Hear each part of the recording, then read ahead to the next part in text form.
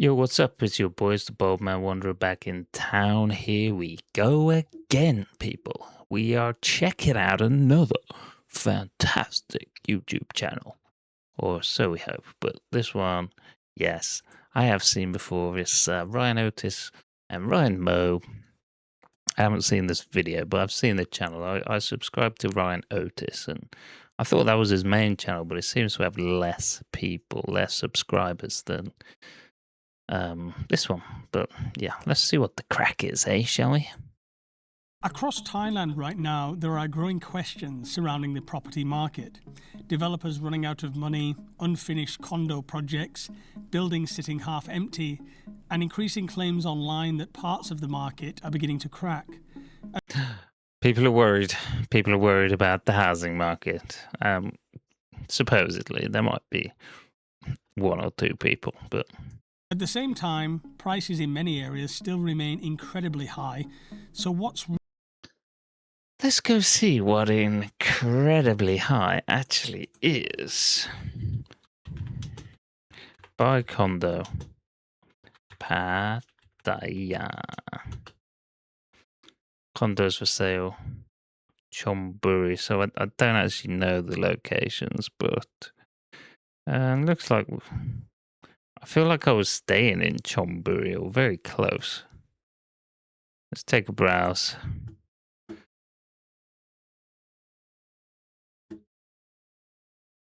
I mean, it looks decent. That one, stylish, looks modern. Don't know what the view's like. That certainly doesn't display the view at all, does it?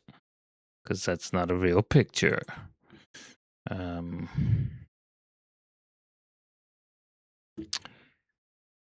Yeah, try and find one with a real picture. 1 bed, 1 bathroom, 2.89. It looks decent. Like, I'd be happy. I'd be content. 2.89. You got a view. It's probably not a stunning view, is it? It might be okay. It is literally basic, small. You got a little balcony. That's cool. It depends what you want. Depends what you need. But 2.89 million baht to. We'll do GBP because I'm British. 66,588. I mean, it's not bad, but there's the whole thing about the law, and you can't actually own the property. So there's, I don't know the full detail, but there are foreigners who are buying these flats. But I'm pretty sure it has to be with a minority stake of 49%. Because I did some research earlier, actually, because I tried to film this video earlier, but I messed it up a bit. So here I am again. Really happening here. Today I've come.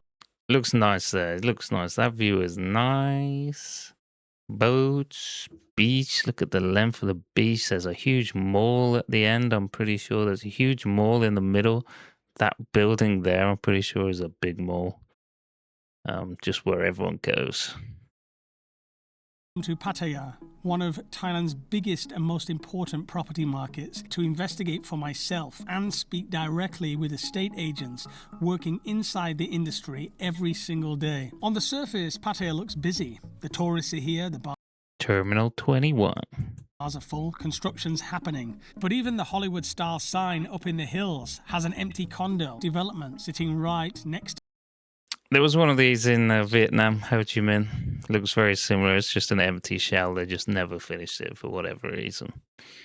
It kind of looks cool, actually. So it's a bit of a unique part of the skyline. It tells a story.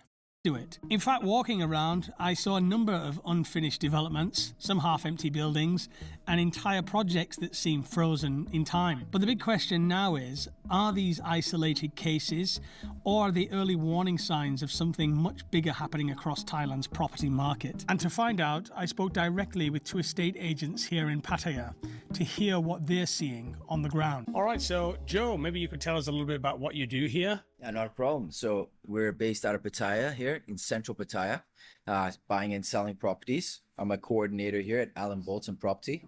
and we help buyers and sellers purchase and sell properties here in Pattaya. Are there certain areas that are more It's a funny name, isn't it, for a Thai property business, Alan Bolton. difficult to sell than other areas? Is there a particular demand for certain specific areas in Pattaya? But then I guess it caters to foreigners, doesn't it? Definitely Central Pattaya in this area is the prime location, just due to it being closer to the city. But anything close to the beach is also in demand as well. But basically anything is far, the further away you go from the city is where the demand starts to collapse a little bit. So before COVID, there was quite an expansion in Pattaya. So realistically, you could just go out of the city for like a cheaper price, right? Like much cheaper. And that's what led to a lot of development in the Jomtien area. But then COVID happened and wiped out a lot of those, unestablished companies, and that's what led to an oversupply of condos. COVID happened. It doesn't really explain why they went bankrupt because of COVID. So COVID happened. What? They weren't allowed to work. They weren't allowed to build. What was the problem? Doesn't really explain it. But since then, I mean, demand has been steady increasing, largely due to Steady increasing. So the whole video has just been debunked. It's not collapsing at all. We'll continue anyway. the Eastern Economic Corridor, which is, a lot of infrastructure projects coming in the next 10 years. So definitely a lot of potential for the market in Pattaya for sure. And I did notice by the Hollywood sign, the Pattaya Hollywood sign, right next to it, you've got a big empty development there. What's going on there? Do you know about that one? Or? That's quite a famous development which never got completed due to the fact that it was partially built on crown land. So they actually had the incorrect permits. So once the new mayor came into power, he stopped that. And now it's since, been in talks with them having to demolish it. Okay. Yeah, so that will eventually be demolished. But at the moment, it's also in ongoing trials to see what happens with that. Imagine having to demolish that thing. It's obviously not my skill set, but it's gonna be a lot of dust and probably a lot of people watch it. That property. But most likely it'll be demolished because, like I said, it's partly on crown land that it shouldn't be on. Okay. Yeah. You've been here how long, Shuki? I'm in Pattaya 16 years Oh, wow. in real estate. I'm working for a developer 5 years and 11 years in this office. So you've seen some changes over the years, no? See there, we've got 5.49 for one bed, one bathroom, so that's going to be about 110, 120,000 pounds, isn't it? That's about 30, 40,000 pounds. I'm estimating based on what we just searched up. So that's studio, one bathroom. I mean, yeah. The only issue I have is it's not your own. It won't be your own. That's the problem. That's what I don't understand. So let's see. How do foreigners buy condos in Thailand when they can't own land? Allows foreigners to hold. Foreigners can legally own a condo in Thailand because the law differences between land and vertical airspace, while non-citizens are generally barred from owning land. The Thailand Condominium Act allows foreigners to hold full, direct freehold title over individual apartment units. The primary rules and processes governing this include no more than 49% of the total floor area in any registered condo building can be owned by foreigners. The remaining 51% must be owned by Thai nationals. So, that doesn't sound so bad actually. So, in the whole building, 49% of the space has to be owned by foreigners. That's a funny rule, isn't it? But it's good as protecting Thai people, isn't it? If you can own, like, freehold the property, that is decent. Something worth thinking about for sure. Yes, the change come actually after the corona, the COVID, the prices of the real estate, the city, totally the city, start to growing up and up and up after the corona with the businesses. You see a lot of open new businesses and many new buildings, new developers. And have you seen a difference in the markets recently, like the type of people that are buying condos here? All around the world. Before the biggest market was the Russian, but the Russian gone. And now a little bit, not much. The Chinese was very strong market, but they gone again. Okay. And now is I'm guessing the Russians went because of the war. Maybe. Don't know. I'm kind of guessing it. And the Chinese left. There was that big thing about the Chinese, a celebrity who got kidnapped. I know quite a few tourists, because I was out there when that happened, and quite a few tourists like cancelled holidays and stuff, I think. But whether that's the reason why they're not going to Pattaya, I don't know. from everywhere in the world, like many from America, from England, from Canada, mostly Europe, mostly. Excuse me, you're reading wrong. Excuse me. Show me your book. I'm gonna take a picture of it. What we usually see is a lot of Yeah, I really don't think there's a huge problem. If they want to sell something, just lower the price a bit. Western European, as well as North American clients, largely expat retirees, and a lot of lifestyle buyers as well. It used to be a lot more investors, and now we're seeing a lot more people buying into the lifestyle of Pattaya because of all the improvements and making it more family friendly. A lot of things come to Pattaya. I mean, you got Disneyland maybe coming here. You got maybe casinos as well. Oh my god, Disneyland in Pattaya. Whoa. That'll be something, won't it? You got all the bars and then Disneyland. And a lot of other things coming here. So I noticed in this area there's much more Indian moving in, or they're usually coming on holiday. It's a real different mix now, demographic. I tell you the story. After the corona, no have any tourists here, and the economy was very bad. And then the Chinese not come, and then they try to growing up a little bit to move the business of the tourism. And then they come to the Indian. The history of the Indian, to come to Thailand, they need to buy a visa of $100 or $150 a visa, need to pay. And then they cancel it. They told them that you can come without to buy the visa, to get the visa on arrival. And now, they make like a promo in India, something about Thailand, blah, blah, blah. And now is India city. I think around 50 Indian restaurants and a lot of big clubs in the walking street. Some of them, these really huge clubs, but some of them they say is laundry money, something like a kind of laundry money. He thinks they're laundering money. Rumors. Maybe true, maybe not. Who knows? But it's not my business. Got a good one for you today. If you are planning to straight No, mate. into a Thai bank account No, locally, mate. or sending money to family, No. how you get on? Are there certain dead developments, like developments that you just like cannot shift?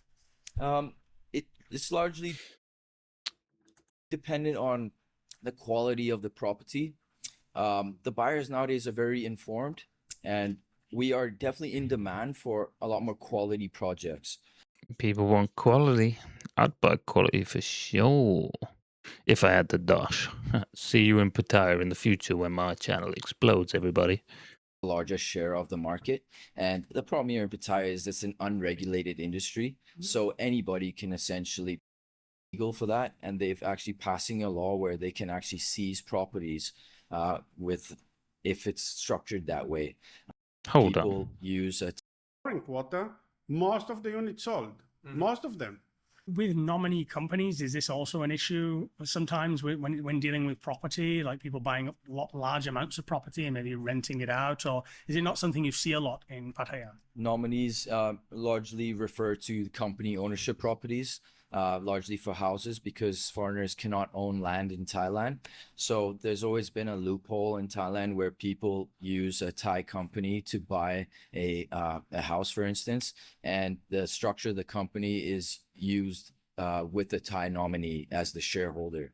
But there has been a crackdown recently from the Thai authorities to stop that.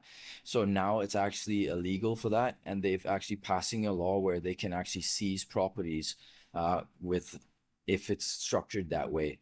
Now there are some law firms that people can visit to restructure Is that talking about condos though? Because based on what I just seen, you can own the whole thing outright. the company to make sure that it is legal and protected, but a large number of them are still utilizing the nominee structure. Essentially, for it to be legal, the Thai nominee has to show 1 year of bank statements for the 51% of the money that the company share capital has. So that's essentially the new rule now, is that the Thai nominee has to show 1 year bank statements to show that 51% of the funds that started the company or the price of the house came from that Thai shareholder. So it's a lot more strict now, and that's creating obviously more difficult to find those Thai nominees. But yeah, definitely a crackdown at the moment.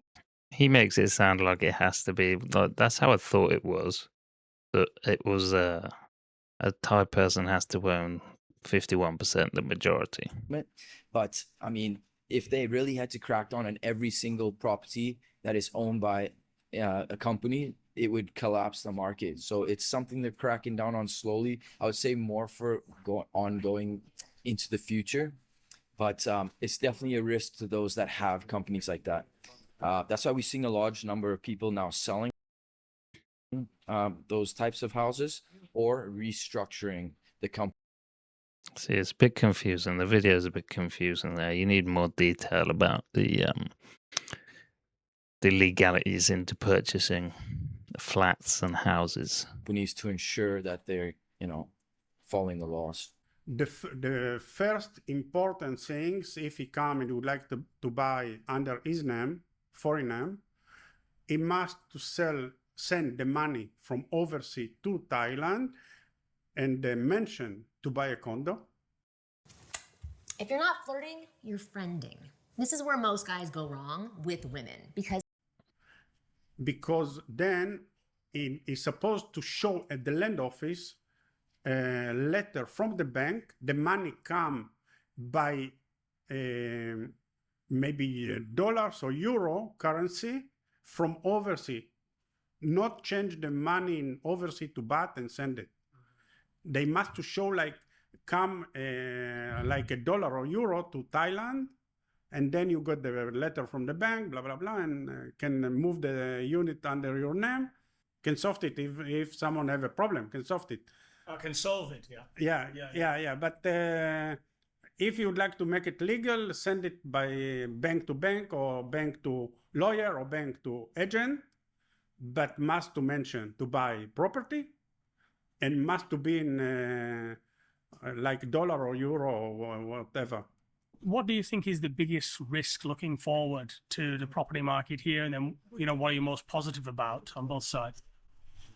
The biggest risk is essentially this company ownership scheme. But if you comply with the laws and do it correctly or use a Thai spouse, then it is still possible to do that. But largely, I'm very optimistic about Thailand and Pattaya in specifically, Pattaya's market, because of the Eastern Economic Corridor. They're expanding the airport. They got Yeah, I think it's a cool city. I just think a lot of foreigners are going to want to live there in the future. I think, especially retire. You got to try and make your money in the UK. That's the thing. Or be a digital nomad. Maybe one day, folks, I will be a digital nomad. Yeah. Anyway, let's leave that there. So I think the title was a bit clickbaity, don't you? It was a bit like I still find it interesting, but there's maybe the main problem is that legality, the legalities in actually owning the property. But is what it is. I'm gonna see you in the next video. If you made it this far, thank you so much for watching. Peace out. Bye.